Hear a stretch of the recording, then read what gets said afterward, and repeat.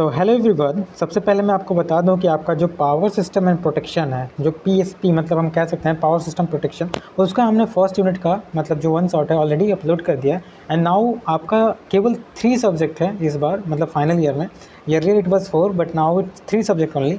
तो हम अभी सेकेंड जो कह सकते हैं सब्जेक्ट है जिसका नाम है HB DC and AC transmission. इसका जो फर्स्ट यूनिट का नाम है इंट्रोडक्शन ऑफ ईएचबी ट्रांसमिशन, हाई मतलब एक्स्ट्रा हाई वोल्टेज ट्रांसमिशन का ये मस्त मतलब फर्स्ट यूनिट है। तो हम पूरा कोशिश करेंगे कि आपको अच्छे से कंटेंट डिलीवर करें। तो आप देख सकते हैं आपका पहला यूनिट का नाम है इंट्रोडक्शन ऑफ ईएचबी ट्रांसमिशन। तो सबसे पहले मैं आपको थोड़ा ओवरव्यू देना चाहता हूँ। देख सकते हैं ये पीपीटी बनाने में मुझे बहुत टाइम लगा है, और मैं आपको ऑब्वियसली हम दावे के साथ कह सकते हैं कि one of the best PPT या one of the best content मैं देने की कोशिश किया हूँ। आप देख सकते हैं कि अगर आप मतलब बुक्स तो कोई पढ़ेंगे नहीं 7th सेमेस्टर में, अगर क्वांटम ही आप उठाओगे तो उसमें इतना ज़्यादा लेंदी दिया हुआ है कि आप पढ़ते ही रह जाओगे। जो भी चीज़ हमने दिया है 2D पॉइंट दिया है, देख सकते हैं। थोड़ा सा मैं पीपीटी दिखा दे रहा हूँ। जैसे नीड ऑफ एचबी क्या है, फिर से नीड ऑफ एचबी मतलब जो भी चीज़ इकोनॉमिकल, हर चीज़ को मैंने 2D पॉइंट ही दिया है। देखिए 44 पेजेस का हमारा ये पीपीटी बना हुआ है। तो 44 पेजेस का पीपीटी बनाने में बहुत टाइम लगा है। तो ऑब्वियसली अगर आप देख रहे हो ना, तो देख सकते हो कि हमने पीपीटी बनाने में सबसे ज़्यादा टाइम दिया है। जितना टाइम मुझे मतलब कंटेंट को डिलीवर करने में नहीं लगा, उससे ज़्यादा हमने टाइम अपने पीपीटी को फॉर्म करने में दिया है। और ये पीपीटी मतलब मैं कह सकता हूँ कि बहुत ही ज़्यादा हेल्पफुल होगा, क्योंकि देख सकते हो ये मैंने बहुत सी चीज़ को मतलब नहीं लिया है जो हमारे एग्ज़ाम पॉइंट ऑफ व्यू से मतलब इंपॉर्टेंट नहीं है। और जो भी चीज़ें हमने ली हैं केवल 2D पॉइंट लिया है, जो कि आपके एग्ज़ाम में अगर मतलब 7th सेमेस्टर में ओबियसली जितने भी स्टूडेंट होंगे वो 7th सेमेस्टर में जस्ट पास होने के लिए एग्ज़ाम होते हैं, मतलब पढ़ते हैं। इवन मैं भी पहली बार ये सब्जेक्ट पढ़ रहा हूँ and I am just going to just give the content है। लेकिन अगर मैं इससे पहले जो 5th सेमेस्टर का मतलब वीडियो होता है, जैसे मशीन होता है, पावर सिस्टम, कंट्रोल सिस्टम, इसको पढ़ना पड़ता है। मतलब ये जो होता है थ्योरी प्लस न्यूमेरिकल दोनों होता है, लेकिन इसमें केवल थ्योरी होता है। तो चलिए ज़्यादा हम टाइम को मतलब वेस्ट किए बिना चलिए डायरेक्ट हम स्टार्ट करते हैं अपना फर्स्ट यूनिट। जो फर्स्ट यूनिट है इंट्रोडक्शन ऑफ ईएचबी है। तो सबसे पहले हम एक्स्ट्रा हाई वोल्टेज क्या होता है, ईएचबी का फुल मतलब ईएचबी का फुल फॉर्म होता है एक्स्ट्रा हाई वोल्टेज। सबसे पहले हम समझते हैं। देखिए एक्स्ट्रा हाई वोल्टेज हम समझते हैं कि ट्रांसमिशन लाइन में जो हमारा मतलब इलेक्ट्रिक पावर जो हम मतलब क्या करते हैं ट्रांसमिट करते हैं, वो अगर 200 केवी मतलब एबव 200 केवी हो और 765 मतलब 765 वोल्टेज, यहाँ फिर से मैं लिख दे रहा हूँ 220 वोल्ट से 765 किलो वोल्ट तक अगर हमारा वोल्टेज रहता है, सम टाइम इससे हायर भी होता है इन मॉडर्न सिस्टम। तो इसे हम क्या बोलते हैं, मतलब ट्रांसमिट करते हैं इस इलेक्ट्रिकल पावर को, इसे हम एक्स्ट्रा हाई वोल्टेज कहते हैं। याद रखिए इसे एक्स्ट्रा हाई वोल्टेज कहते हैं। एक्स्ट्रा हाई वोल्टेज का ट्रांसमिट करने का पर्पज़ क्या होता है, the purpose of extra high voltage to transmit is here given. बहुत अच्छे से हम देख सकते हैं जो भी चीज़ें हैं 2D पॉइंट ही मिलेगा। और इससे बेहतर मैं कह सकता हूँ कि बहुत ही मुश्किल है कि ऐसे बेहतर कंटेंट या मतलब क्वालिटी आपको मिले। तो बेहतर होगा कि आप जहाँ भी अगर वीडियो देख रहे हैं तो प्लीज़ लास्ट तक देखें। एंड ऑब्वियसली अपना एक आप लास्ट में अगर अच्छा ना लगे या अच्छा लगे तो प्लीज़ एक कमेंट दे दें कि I will try to improve if it is not on the behalf of your side, but I try my best कि आपको मतलब समझ में आए। तो देखिए सबसे पहले हम पर्पज़ की बात करते हैं। एक्स्ट्रा हाई वोल्टेज का पर्पज़ क्या होता है, to transmit bulk power from generating station to load. कि जब अभी जस्ट पहले से हमने पावर सिस्टम प्रोटेक्शन पढ़ा है, उसमें मैंने बताया कि जो हमारा पावर होता है उसको ट्रांसमिट करते हैं। जैसे हमारा टावर हो गया, इसको बहुत दूर तक हमें ट्रांसमिट करना होता है, और ट्रांसमिट करना होता है तो हम हाई वोल्टेज का यूज़ करते हैं। मतलब इससे पहले आई थिंक आपने बहुत टाइम्स पढ़ लिया होगा कि वोल्टेज को बहुत ज़्यादा हम रखते हैं, करंट को बहुत कम रखते हैं, क्योंकि वोल्टेज अगर ज़्यादा रहेगा तो हमारा लॉसेस कम होंगे। और इंसुलेशन हम देते नहीं है, तो इंसुलेशन का ट्रांसमिशन लाइन में कोई फ़र्क नहीं पड़ता है। लेकिन अगर वही करंट हम ज़्यादा करें तो लॉसेज H=I² से ज़्यादा होने लगेगा। तो पर्पज़ यही है यहाँ पे कि हम एक्स्ट्रा हाई वोल्टेज क्यों रखते हैं, क्योंकि जनरेटिंग स्टेशन से हमें लोड जहाँ यूटिलाइज़ करना होता है वहाँ ट्रांसमिट करना होता है। To reduce the losses and improve the voltage regulation we use extra high voltage, right.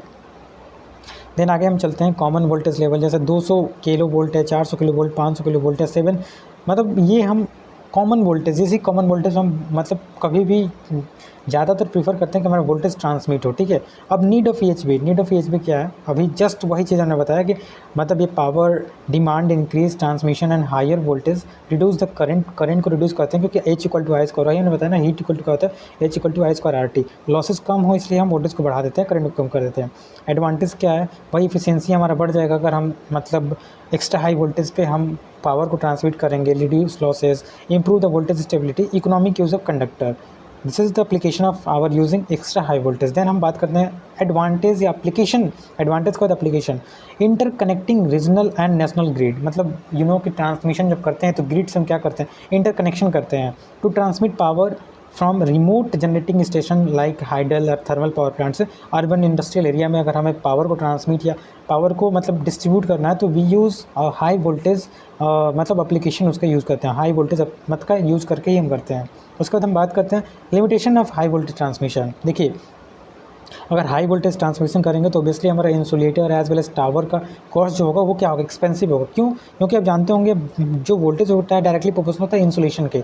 जितना ज़्यादा हमारा वोल्टेज होगा उतना ज़्यादा हमें इंसुलेटिंग करना पड़ेगा। जैसे मान के चलो आप देखे होंगे एक टावर है, इस पर अगर 765 किलो वाट का अगर वोल्टेज जा रहा है तो बहुत ज़्यादा ग्राउंड क्लियरेंस रखना होगा। आपने 5th सेमेस्टर में पढ़ा होगा, जब भी आप सैग पढ़ रहे होंगे उस समय आपने पावर सिस्टम फर्स्ट में पढ़ा होगा व्हाट इज़ ग्राउंड क्लियरेंस। तो जब भी वोल्टेज ज़्यादा होता है तो ग्राउंड क्लियरेंस हमें ज़्यादा देना पड़ता है, तो इसका लिमिटेशन हो गया।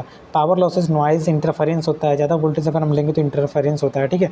उसके बाद आगे हम बात करें तो जो लॉन्ग इंसुलेटर मतलब जो होता है उसके लिए स्पेस जो होता है उनके बीच में वो ज़्यादा नीड होता है। एज वेल एज फ्रेंटी इफेक्ट होगा। अब आप जानते होंगे फ्रेंटी इफेक्ट क्या होता है, आगे इसमें है भी तो हम उसको डिस्कस करेंगे। ईएमएफ जो होगा मतलब जनरेट होगा, मतलब जो कोरोना लॉसेस होता है उसके कारण आप जानते होंगे कि बहुत से मतलब हमारे सिस्टम में मतलब स्टेबिलिटी जो होता है लॉस हो जाता है। तो ये हमारा क्या है, लिमिटेशन है एक्स्ट्रा हाई वोल्टेज के कारण हमारा कोरोना एंड मतलब फ्रेंटी इफेक्ट होता है। अब हम बात करते हैं नीड ऑफ EHV AC।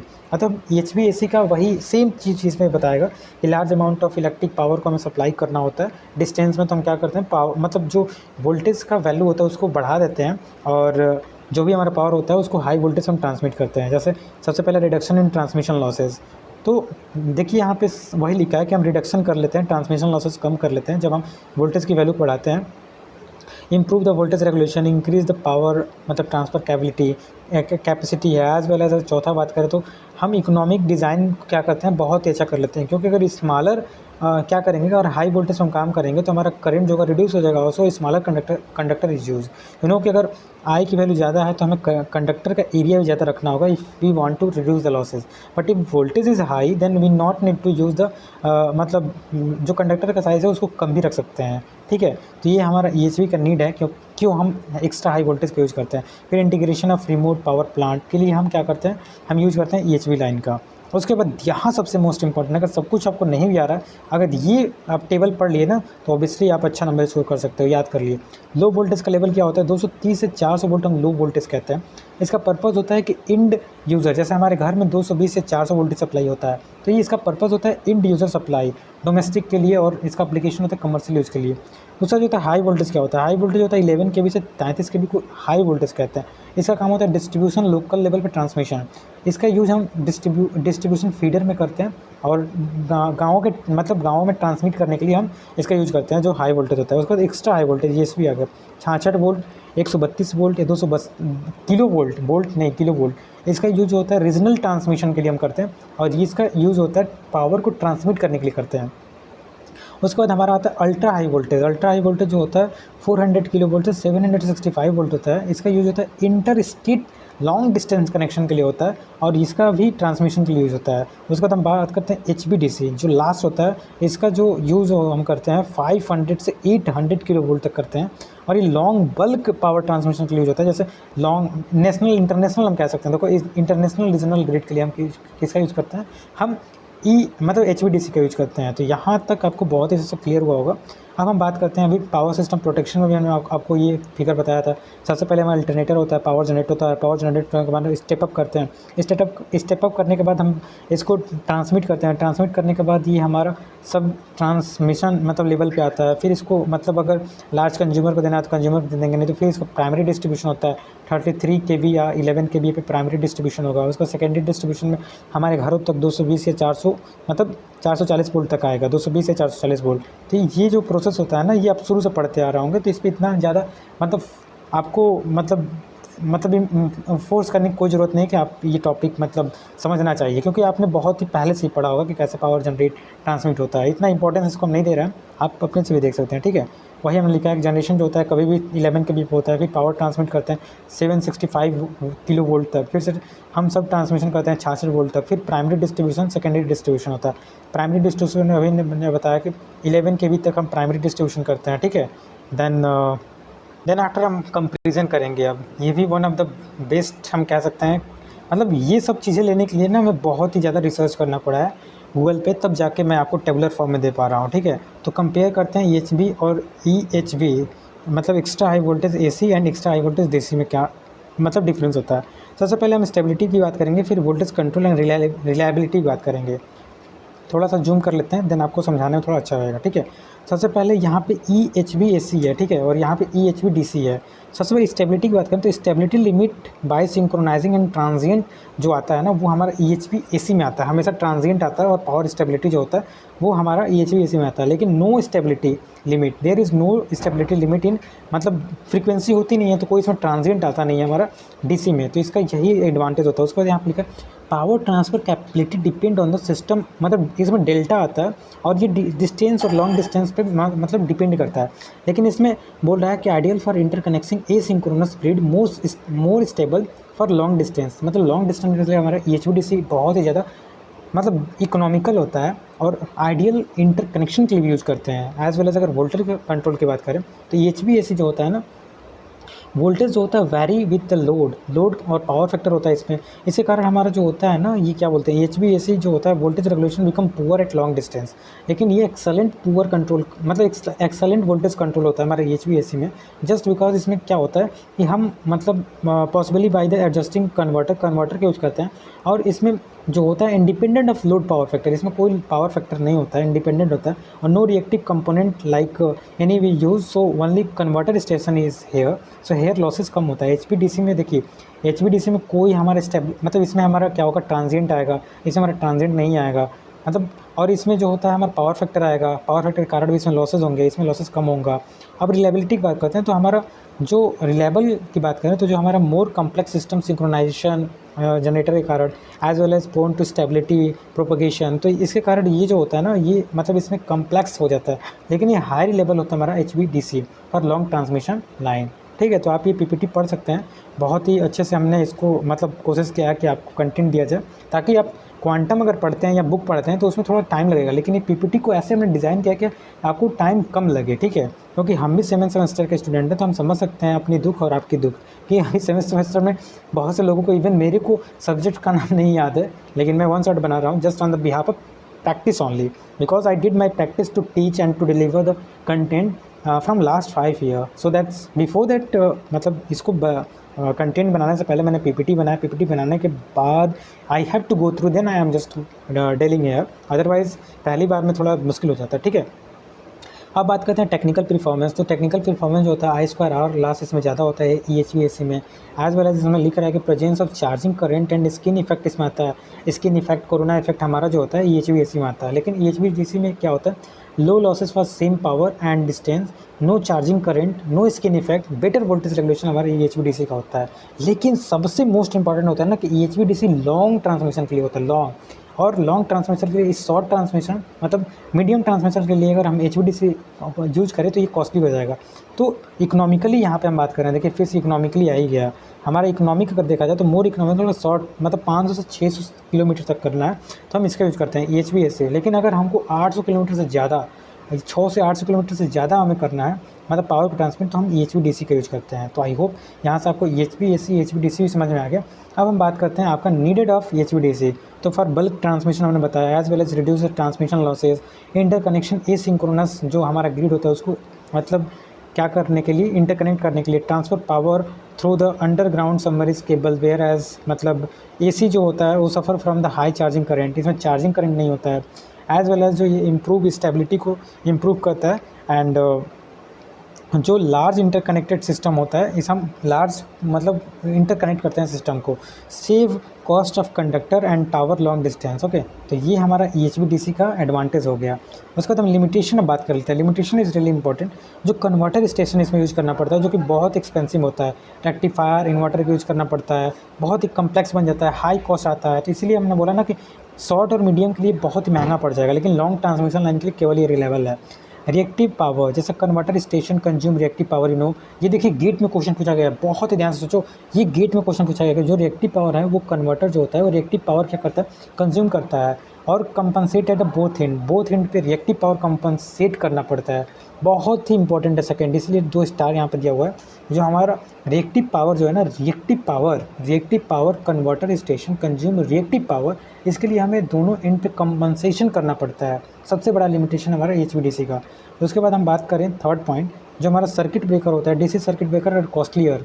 जो DC सर्किट ब्रेकर हो कॉस्टलियर होता है, और मतलब इसमें जो होता है non current zero crossing like AC। मतलब इसमें कोई मतलब जो हम इजीली AC जो ट्रांसमिशन है उसमें सर्किट ब्रेकर का यूज़ करके रिले का, मतलब उसमें क्या होता है, सर्किट DC जो होता है कांस्टेंट होता है ना, DC हमारा कांस्टेंट होता है, लेकिन AC जो होता है अल्टरनेटिंग होता है, उसमें हम रिले का यूज़ करते हैं। और रिले जो होता है आप जानते होंगे कि जब भी हमारा मतलब जो इलेक्ट्रोमैग्नेटिक इंडक्शन से हमारा अगर फॉल्टी कंडीशन में फॉल्ट आया तो वो सेंस करके और हमारा सर्किट को ब्रेक कर देता है। लेकिन इसमें ऐसा कोई कंडीशन होगा ही नहीं, क्योंकि ये DC है।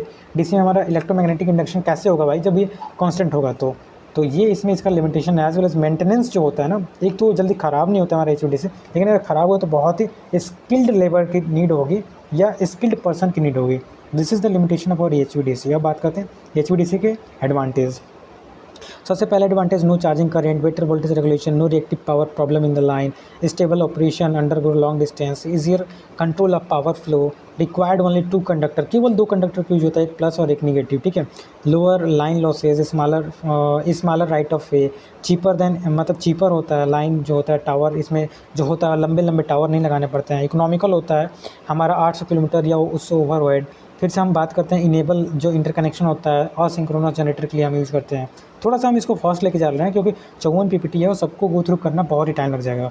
तो क्विक पावर रिवर्सल इसमें होता है, चार्जिंग करंट जो होता है बहुत ही कम होता है, और आइडियल अंडरग्राउंड सबमरीन जो होता है HVDC के लिए हम यूज़ करते हैं। तो ये हमारा एडवांटेज हो गया। देन हम बात करते हैं क्लासिफिकेशन ऑफ, जो होता है ना क्लासिफिकेशन ऑफ आवर HVDC। तो क्लासिफिकेशन की अगर बात करें तो जो हमारा HVDC होता है, पहला जो 2 पोल और 1 वायर। तो यहाँ पे आप देख सकते हैं कि ये केवल 1 वायर है और 2 पोल हम इसमें यूज़ करते हैं। तो ऐसे इसका सिंबल बनाते हैं, 2 पोल या 2 वायर भी यूज़ करते हैं, पॉजिटिव या नेगेटिव। तो ये हमारा 2 टाइप से हम क्या करते हैं, HVDC को हम मतलब या 3 पोल कह सकते हैं। यहाँ पे 3 पोल हो जाएगा, देखिए 1 पोल 2 पोल 3 पोल, 3 पोल 2 वायर है ना, 3 पोल 2 वायर का यूज़ करके हम यूज़ कर सकते हैं। अब डिसएडवांटेज, हम HVDC की बात कर लेते हैं। डिसएडवांटेज क्या होता है, तो सबसे पहला डिसएडवांटेज होता है कि ये एक्सपेंसिव होता है और ये अनइकोनॉमिकल होता है शॉर्ट ट्रांसमिशन के लिए। Converter needed and compensation is require, as well as ये जो होता है रिक्वायर्ड एडवांस इलेक्ट्रॉनिक सर्किट, इसमें एडवांस इलेक्ट्रॉनिक सर्किट का नीड होता है। No natural zeros current for easy interruption, कोई भी इसमें इजी इंटरप्शन नहीं होता है। आपको बताया कि जो हमारा AC होता है, देखो AC में क्या होता है, इंटरप्शन बहुत ईजिली हो जाता है, क्योंकि एक साइकिल में एक बार ये पीक होगा, एक बार में जीरो होगा। तो जब जीरो होता है ना, तो इसमें हम क्या करते हैं, इसमें हम सर्किट को ऑपरेट करते हैं और हम आर को पिंच कर लेते हैं। लेकिन इसमें जो DC है ना, एक बार DC में फॉल्ट हो तो DC में कांस्टेंट करंट है या वोल्टेज है, तो इसमें आर को पिंच करना या सर्किट को ऑपरेट करना बहुत ही मुश्किल हो जाता है। तो ये इसका डिसएडवांटेज है। नीड कन्वर्टर हमने बताया। फिर से डिफ़िकल्ट इन कनेक्शन, मतलब इसको difficult to connect multi DC substation. जैसे हम AC को इंटरकनेक्ट करते हैं पैरेललिंग के through, and there are so many things we use to interconnect our AC, but it's really difficult in DC। Maintain filters and voltage quality, need trained engineer, हमने बताया ना कि बहुत ही ज़्यादा ट्रेंड इंजीनियर की नीड होती है in the field of DC मतलब ट्रांसमिशन। आगे हम बात करते हैं फ्रंट इफेक्ट। जैसे हमने बताया कि स्टार्टिंग में फ्रंट इफेक्ट आता है। फ्रंट इफेक्ट आप जानते हो, front effect is the phenomena in which the receiving end voltage of transmission line become higher than sending end voltage. देखिए थोड़ा सा मैं इसको एलाबरेट करना चाहता हूँ। जैसे हमारा जनरेटिंग स्टेशन जनरेट कर रहा है 11 किलोवोल्ट, ठीक है।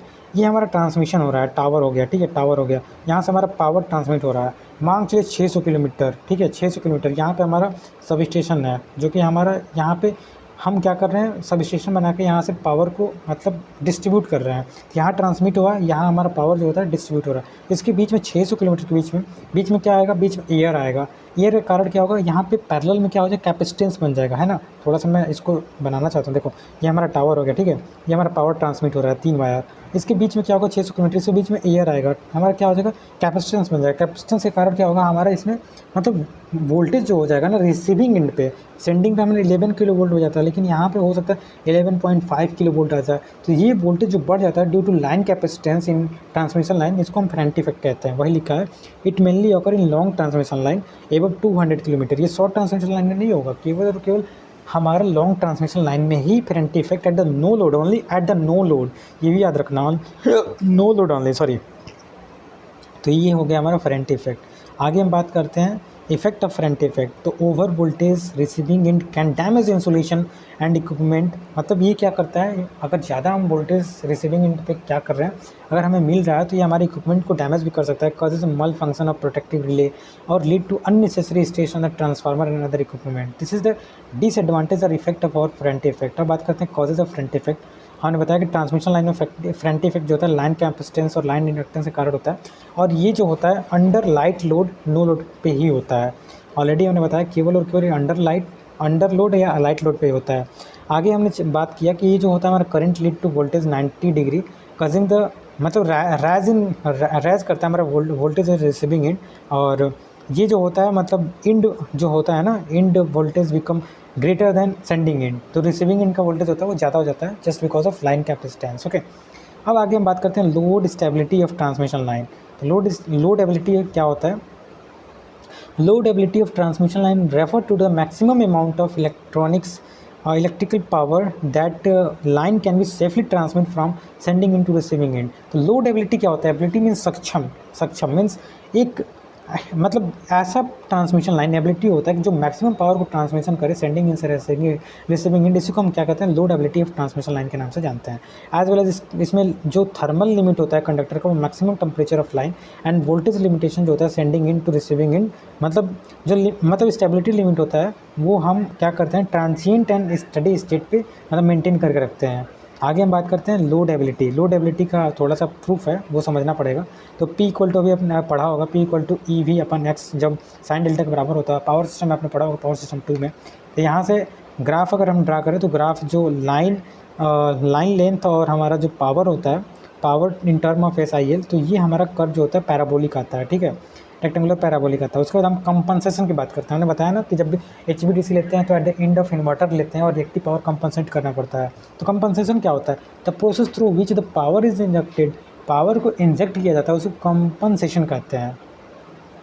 तो मेनली यूज कंपनसेशन यहाँ पर लिखा हुआ है कि जो हमारा कंपनसेशन होता है वो जो होता है static stable shunt capacitor bank injected cap, मतलब अगर मांग चलिए हमें कंपनसेट करना है तो हम क्या करेंगे, कैपेसिटर को यूज़ करते हैं, और उससे हमारा जो मतलब पावर में जो इनस्टेबिलिटी या जो मतलब लॉसेज होते हैं उसको क्या करते हैं, स्टेबल करके मतलब क्या करते हैं, कंपनसेट करते हैं। सिंक्रोनाइजेशन कंडेंसर, जो हमने आपको, अगर आप मशीन पढ़े होंगे तो जानते होंगे, जो हमारा सिंक्रोनस मशीन होता है वो leading lagging and unity power factor. तो जब लीडिंग पावर फैक्टर पे हमारा जो सिंक्रोनस मोटर ऑपरेट होता है उसे हम सिंक्रोनस कंडेंसर कहते हैं, और it is use to keep our receiving end sending end voltage nominal by adjusting the excitation. तो एक्साइटेशन को मतलब हम क्या करते हैं, कंट्रोल करके हम जो स्टेबिलिटी है या जो कंपनसेशन है उसको हम फर्दर मतलब किसी भी सिस्टम में अप्लाई करते हैं। कॉमनली यूज कंपनसेशन लाइक हमने बताया कि स्टैटिक VAR SBC का यूज करते हैं, जो कि सर्व करता है same purpose of synchronous condenser same purpose का यूज़ करते हैं। और ये भी क्या करता है, हमारा जो होता है greater reliability and lower maintenance का यूज़ करते हैं। अगर हम VAR का यूज़ करते हैं अपने मतलब सिस्टम में तो हमारा रिलायबिलिटी जो होता है बढ़ जाता है। Series compensation is also important method to improve the performance of HV transmission line. मतलब सीरीज कंपनसेशन भी करते हैं, ये भी हमारा क्या करता है, लॉसेस को रिड्यूस करता है और वोल्टेज रेगुलेशन को मतलब इम्प्रूव करता है। नाउ हम बात करते हैं एक्सप्रेशन फॉर वोल्टेज ग्रेडियंट। तो वोल्टेज ग्रेडियंट क्या होता है, ग्रेडियंट सब जानते होंगे पहले ही, ग्रेडियंट का डिफिनेशन आपने बहुत अच्छे से पावर सिस्टम पढ़ा होगा। The voltage gradients refer to the rate of change of voltage along the transmission line across insulator. तो इंसुलेटर के क्रॉस यहाँ पे लिखा है, इंसुलेटर के अक्रॉस जो ट्रांसमिशन लाइन में वोल्टेज जो रेट ऑफ चेंज हम मतलब क्या करते हैं, रेट रेफर करते हैं, या मतलब जो हम वोल्टेज चेंज देखते हैं अक्रॉस यहाँ पे transmission line and insulator is known as our voltage gradient. It is important parameter in the high voltage engineering because excess voltage gradient can causes insulation breakdown. देखिए अगर ज़्यादा हमारा वोल्टेज ग्रेडियंट है ना तो मतलब हाई ट्रांसमिशन लाइन में क्या करता है, हमारे इंसुलेशन को मतलब डिक्रीज करता, मतलब क्या करता है, ब्रेक डाउन कर सकता है। तो voltage gradient is also important. यहाँ पे लिखा है कि voltage gradient along the transmission line for a long transmission line, जो हमारा voltage at any point depend on the sending end voltage like parameter. यहाँ पे वोल्टेज डिस्टेंस मतलब इसको Vx से हमने डिनोट किया, आई जो करंट है, R जो है रेजिस्टेंस पर यूनिट है, L जो है जो इंडक्टेंस पर यूनिट है। तो यहाँ पे हम प्रूफ थोड़ा करेंगे। प्रूफ करने के लिए हम क्या करेंगे, C को कैपेसिटेंस पर यूनिट ले लिया, G को कंडक्टेंस लिया, I को टोटल लेंथ ऑफ L है, ये टोटल लेंथ ऑफ लाइन लिया। तो वोल्टेज ग्रेडियंट क्या हो जाएगा, अगर हमारा change in voltage per unit time, change in voltage per unit length होता है। यहाँ टाइम लिखा है क्या, जस्ट 1 मिनट, थोड़ा सा चेंज कर लेते हैं। वोल्टेज ग्रेडियंट ऊपर था ना, वोल्टेज ग्रेडियंट, हाँ थोड़ा सा वोल्टेज ग्रेडियंट, चेंज इन यहाँ पे लिखा है ना, change in voltage along a transmission line. हाँ ट्रांसमिशन लाइन लिखा है, ट्रांसमिशन लाइन के क्रॉस, तो वही लिखा है ट्रांसमिशन लाइन के क्रॉस जो हम चेंज इन वोल्टेज देखते हैं, receiving end sending end voltage को वोल्टेज ग्रेडियंट कहते हैं। जहाँ वी जो है sending end voltage, V R जो है रिसीविंग इन वोल्टेज, एल जो है लाइन ऑफ लेंथ होता है। दिस वी यूज टू मतलब do our voltage gradient, and voltage gradient is nothing, it is a change of voltage per unit length. तो आगे हम बात करते हैं जो एक्सप्रेशन होता है वोल्टेज ग्रेडियंट का, G V equal to voltage gradient equal to V upon L I के बराबर होता है। जहाँ applied voltage across the insulator string है वी, एल आई जो है हमारा टोटल लेंथ ऑफ इंसुलेटर है, और जी वी जो है यहाँ पे जी और वी देख रहे हैं, ये हमारा जो है मतलब वोल्टेज ग्रेडियंट है। तो insulator are design so that maximum voltage gradient does not exceed the critical value of the flashover voltage. एक हम फ्लैश ओवर वोल्टेज बनाते हैं और ऐसे हम इंसुलेटर को डिज़ाइन करते हैं कि वो हमारा जो होता है एक्सीड ना करे जो हमने लिमिट बना कर रखा है वोल्टेज ग्रेडियंट का। तो this is the thing we understand about the voltage gradient. Voltage gradient का ये चेंज इन वोल्टेज अपॉन ये लेंथ हो गया, ऐसे हम डिवाइड करते हैं। आगे जब फर्दर इसको सिंप्लीफाई करेंगे तो ये हमारा वोल्टेज ग्रेडियंट का फार्मूला आ जाएगा। यहाँ पर लिखा है कि आई इक्वल टू करेंट है, Z equal to per unit हमारा इम्पीडेंस है। अब आते हैं स्पेयर गैप। स्पेयर गैप एक न्यू टॉपिक है। Sphere gap is nothing, sphere gap is the consist of two conductor sphere of the radius R and separated by distance D. तो distance D से two conductor को हम जब क्या करते हैं, मतलब इनको गैप में कंसिस्ट करते हैं, इसी को हम स्पेयर गैप के नाम से आते हैं। When high voltage is applied, when high voltage is applied the air between the sphere breaks and down specific voltage। जब हाई वोल्टेज हम क्या करते हैं किसी भी कंडक्टर में हम मतलब ट्रांसमिट करते हैं तो हमारा स्पेयर गैप जो होता है ब्रेक हो जाता है और स्पेसिफिक वोल्टेज होता है वो फ्लो लगता है। जैसे स्पेयर गैप जो रेडियस होता है आर से हम डिनोट करेंगे, स्पेयर गैप डिस्टेंस और डी से air pressure temperature and humidity. तो आगे हम बात करते हैं जो हमारा एक्सप्रेशन इसका भी हम देखेंगे जो voltage gradient for two conductor. तो सबसे पहले हम कंसिस्ट करेंगे कि चार्ज है plus Q charge minus Q charge, उनके बीच में डिस्टेंस डी है, लीड डिस्टेंस हमने आर मानना। तो ये सब चीज़ें आप अपने से कर सकते हो, ठीक है। तो यहाँ पे हम क्या करेंगे, E equal to Q naught upon 2 pi R जानते होंगे। इससे पहले हम जब electric field due to line charge आप जानते होंगे ये होता है। यहाँ पे इफेलेंट परमिटिविटी ऑफ स्पेस है, आर जो है रेडियल जो हमारा डिस्टेंस पर एक्सियल डिस्टेंस है। एक्सप्रेशन करने के लिए अभी हमने बताया कि field due to Q charge जो हो जाएगा E equal to Q naught upon 2 pi epsilon naught X हो जाएगा। Field due to minus charge minus आ जाएगा। ये सब चीज़ें आप जानते हैं, बस आपको थोड़ा सा सिंप्लीफाई करना है। एंड देन हम टोटल नेट चार्ज क्या कर देंगे, ई एक्स मतलब पॉजिटिव चार्ज से निगेटिव चार्ज से कितना आ रहा है दोनों का एड कर देंगे, तो हमारा साइन के साथ इंडिकेट हो जाएगा लाइन बिटवीन द चार्ज। ये कितना आ जाएगा, Q upon 2 pi epsilon not, Q upon 2 pi epsilon not 1 upon X minus 1 upon D minus x के बराबर आ जाएगा हमारा net electric at the point x. तो ये हमारा एक्सप्रेशन हुआ। देन आगे हम टू कंडक्टर के बीच में जब हम मतलब वोल्टेज ग्रेडियंट निकालेंगे तो change in voltage D V by D X जो आ जाएगा Q upon 2 pi epsilon naught और 1 upon X minus 1 plus D X minus X वर्ग के बराबर आ जाएगा। तो यहाँ पे ये जो है मतलब हमारा एक्सप्रेशन हो गया। एंड आगे थोड़ा सा फर्दर हम सिंप्लीफाई करेंगे तो इसको हम क्या करेंगे, लिमिट भी लगा देंगे 0 से डी डिस्टेंस के बीच में। एंड देन आगे सिंप्लीफाई करेंगे तो हमारा फाइनली जो आएगा आंसर जो आएगा वो ये आ जाएगा V equal to 2 Q naught, मतलब जब लिमिट लगा के करेंगे तो इतने के बराबर हो जाएगा। और यही हमारा वोल्टेज ग्रेडियंट का फार्मूला होता है। इससे न्यूमेरिकल नहीं पूछा जाता है, ये हमारा जो मतलब डेरिवेशन है ये भी कभी कभी पूछता है, तो उतना आप नहीं पढ़ोगे तभी चलेगा, ठीक है।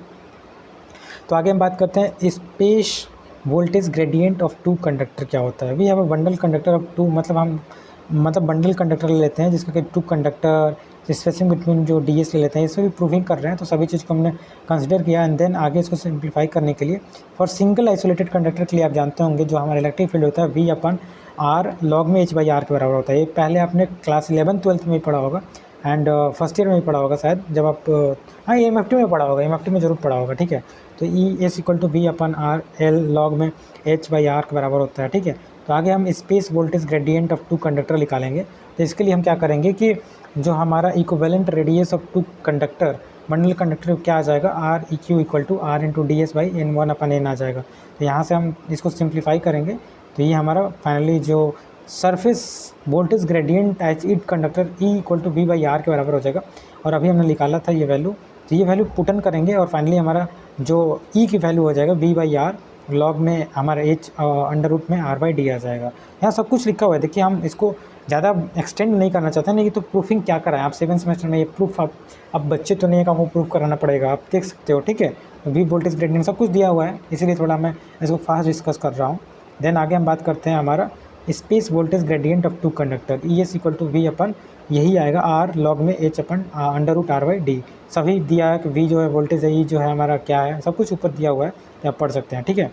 आगे ये सब प्रूफिंग है, ये सब प्रूफिंग आप देख लेना।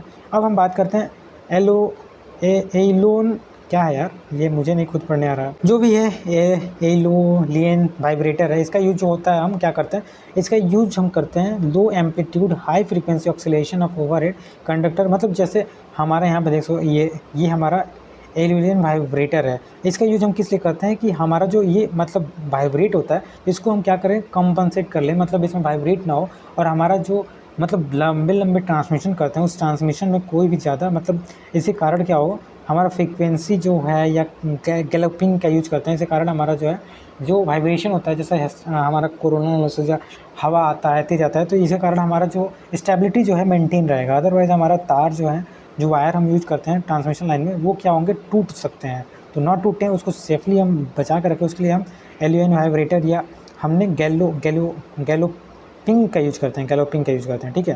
तो कजेज ऑफ एलोलियन वाइब्रेटर हमने देखा कि अकरेंस व्हेन, हमने लिखा ना यहाँ पे, occurrence when wind blow across conductor at the मतलब स्पीड 2 to 5 मीटर पर सेकेंड। तो ये अकरेंस कब होगा, जब हमारा हवा जो होगा मॉडरेट स्पीड में 2 to 15 मतलब मीटर पर सेकेंड की स्पीड से मतलब ब्लो हो। तो ये हम इसका यूज करते हैं, जो हमारा इसका की फैक्टर होता है, ये वाइब्रेटर या जो हमारा गैलोपिंग का यूज क्यों करते हैं, वाइंड स्पीड एंड डायरेक्शन और मतलब कंडक्टर टेंशन को स्पेन लेंथ में, मतलब स्पेन लेंथ जो होता है कंडक्टर का टेंशन होता है, जो कंडक्टर का डायमीटर होता है, उसको सबको क्या करें, ये मतलब सेफली सेव करके रखे। अदरवाइज़ हमारा थोड़ा सा भी मतलब हवा बहा तेज़, तो हमारा मतलब क्या होगा, ये हमारा वाइब्रेटर अगर नहीं लगाएंगे तो हमारा हो सकता है कि हमारा मतलब जो मतलब एब्जॉर्ब ना हो वाइब्रेशन और हमारा जो वायर है वो टूट सकता है। तो effect of aeolian vibrator, the conductor जो फैटिक होता है, रिपीटेटिव स्टेट होता है, clamping material fracture over time, ठीक है। जो डैमेज टू अटैचमेंट्स, जो स्पेशल हम डैम्पर यूज करते हैं, वाइब्रेटर यूज करते हैं, वो कैन फेल हो सकता है। इफेक्ट ऑफ एलोलियन वाइब्रेटर का नॉइज़ आ सकता है, ठीक है। तो ये हमारा एलोलियन वाइब्रेटर हमने पढ़ा। देन गैलोपिंग हम ऑसिलेशन का यूज़ कहाँ करते हैं। तो गैलोपिंग क्या होता है, galloping is a low frequency high amplitude vertical and torsional अरे क्या है यार, जो भी है आप देख लेना।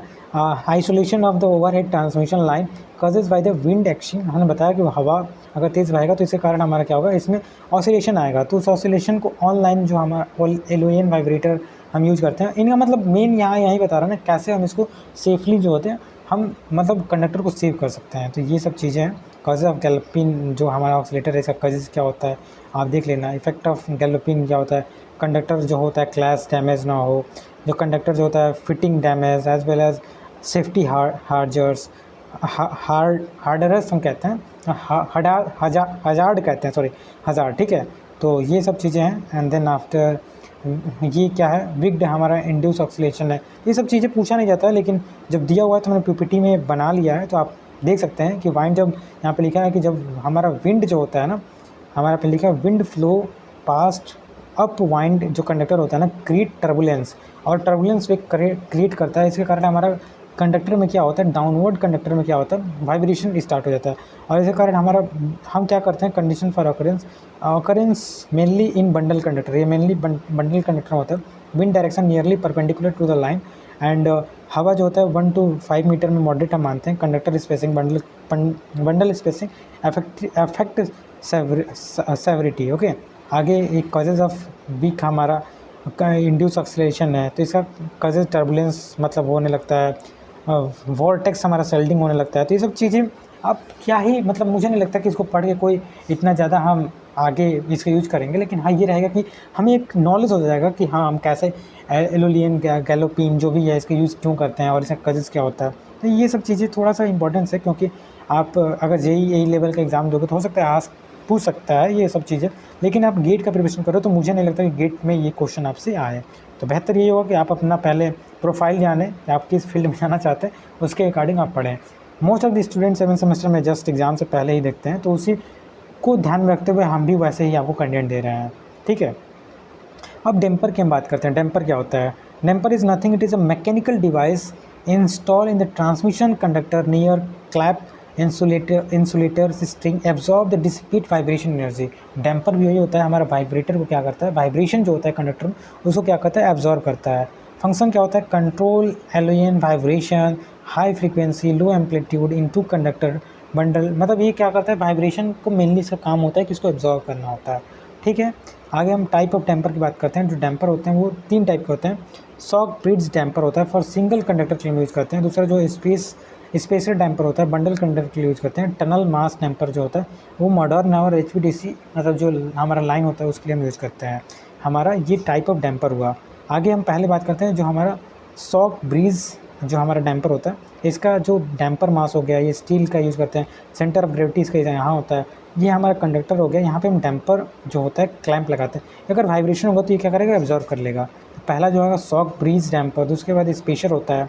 स्पेशर का काम क्या होता है, मैकेनिकल डिवाइस होता है जो कि मेंटेन करता है constant spacing between the 2 conductor. 2 conductor के बीच में स्पेशर जो होता है स्पेस कंडक्ट करता है।